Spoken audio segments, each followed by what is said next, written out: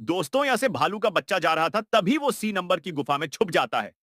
उसकी मां ढूंढती हुई आती है। लेकिन यह क्या हुआ दोस्तों? यह गुफा तो सभी आपस में घूम रही है। भालू अपने बच्चे को कैसे ढूंढेगा? क्या आप भालू की मदद करोगे? तो ध्यान से देखते रहिए। अगर एक भी सेकंड के लिए आपका फोकस हटा, तो आप यह चैलेंज हार जाएंगे दोस्तों। जिसने भी सही आंसर बताया, उसका फोकस 100% अच्छा माना जाएगा। अब यह सारी गुफा रुक चुकी है। मैं सही आंसर बताऊं उससे पहले, जिसे सही आंसर पता है, वो वीडियो को लाइक करके कमेंट में अपना आंसर बताएंगे। कांग्रेट्स दोस्तों, आपने सही गुफा को पहचान लिया। वो है बी वाली गुफा में। जिनका आंसर सही था, वो चैनल को सब्सक्राइब करेंगे